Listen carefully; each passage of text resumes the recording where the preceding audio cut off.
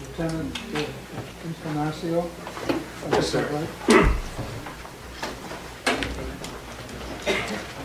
Mr. Chair, I have a position paper and several handouts for the committee.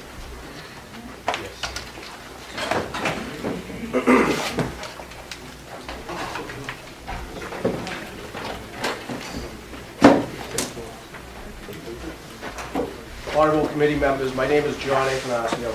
I am a lieutenant with the New Hampshire State Police, and I am currently assigned as the commander of the Narcotics and Investigations Unit. I have been involved in law enforcement for 20 years. I am here representing the New Hampshire Department of Safety today, and we oppose this bill. Before I get started, I wanted to read something that was sent to me in regards to the federal law and what's going on in other locations. Any other questions?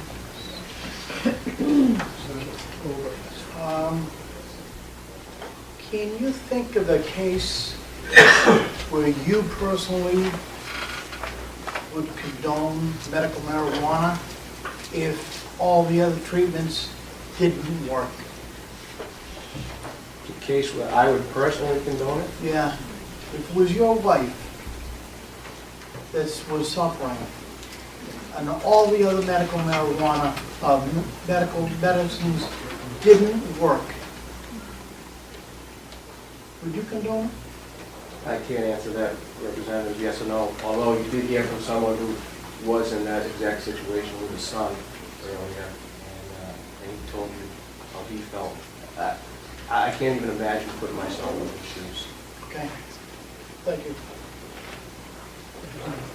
Thank you, Mr. Chairman. Are you advocating for criminal background checks for caregivers or for those who are growing marijuana at home? Absolutely, and you know, to reiterate some of the points that have already been made, particularly by the last gentleman, I agree. Should this bill go forward, there has to be a strict regulatory commission and process set up. I would be more than happy to give my insight and my input, you know, going forward. I have not had anybody reach out to me as far as my opinion.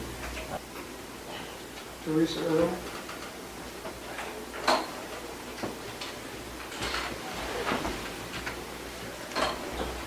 Hi, thank you for giving me the chance to speak about this today.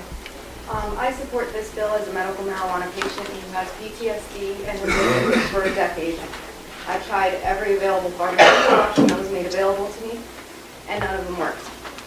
I checked myself into rehab when marijuana did work because I thought I was a drug addict. There I was told by the healthcare providers there to continue smoking because I am having a significantly better and more healthy life because of the fact that I smoke marijuana.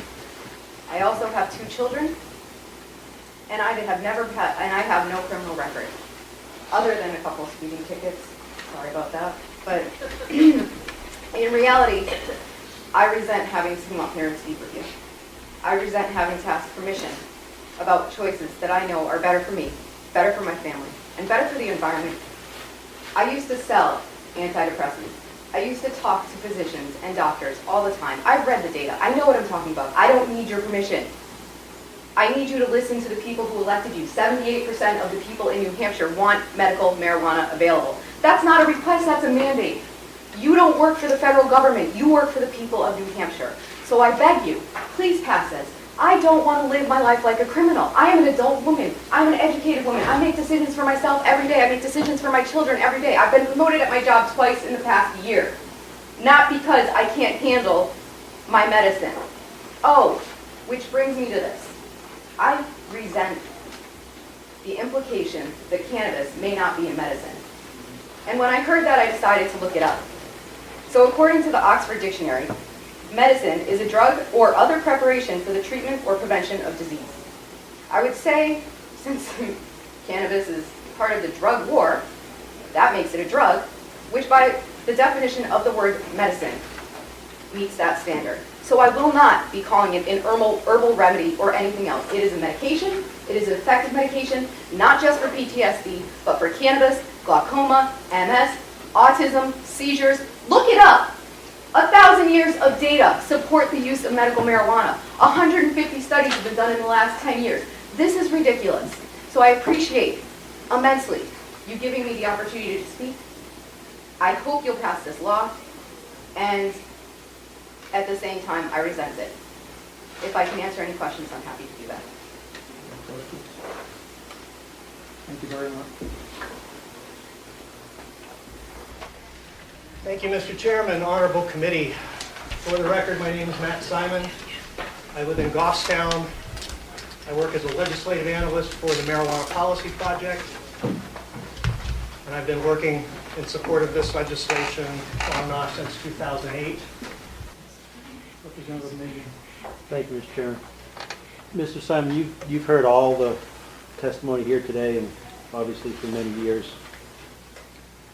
Are there any major issues that the testimony that you consider valid that existing in this bill that still need to be addressed, or have they been covered? Thank you for the question. By the bill, if you mean the amendment, the amendment is the bill that I believed was being submitted last fall, and that the amendment plus the numbering issue that we found the other day and a couple of technical cleanups.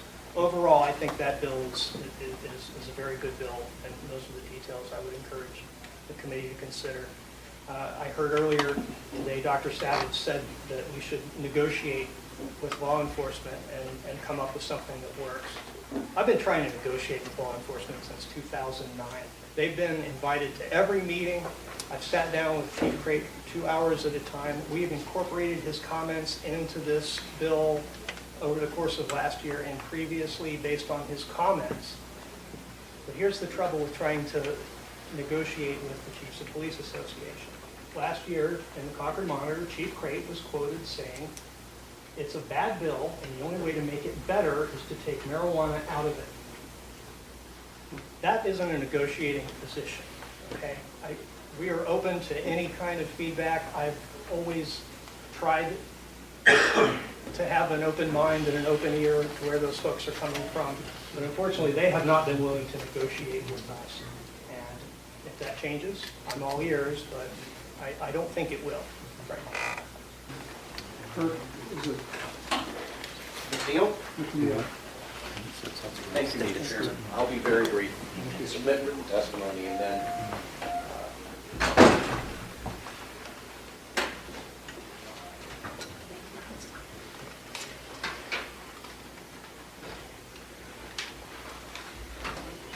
Thank you, Chairman, members of the committee.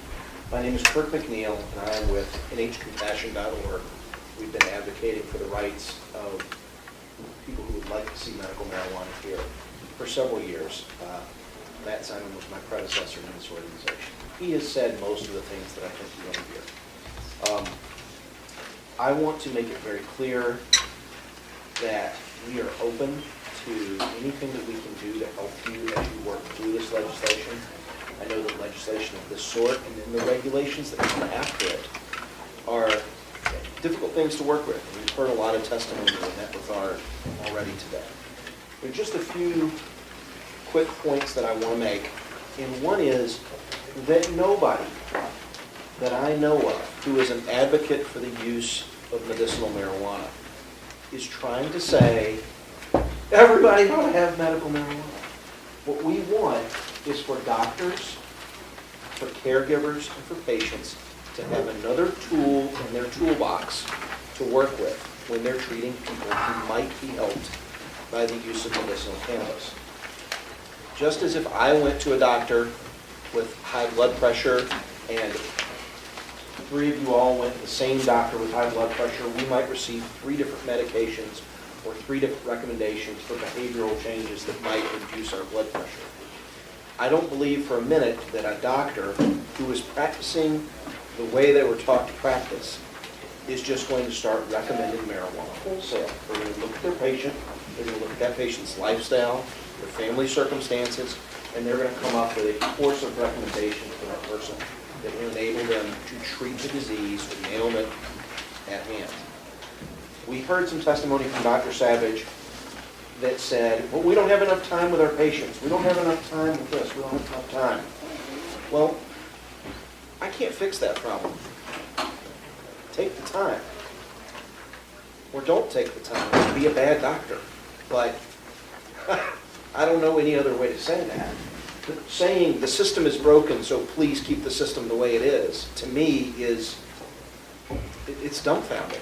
I was struggling not to laugh in the back of the room. I've never heard an argument like that put forth in a serious manner. This is broken, so please don't fix it. What we want is for doctors and patients to have a tool in their toolkit, something that they can use if the situation warrants it. I don't expect this is going to be the last time we talk about medical marijuana legislation. Even if this passes and passes the Senate and goes through the governor's office, I expect that 2 years from now, we may be sitting around this room, some of the same faces, saying, gosh, we need to do an amendment to this law.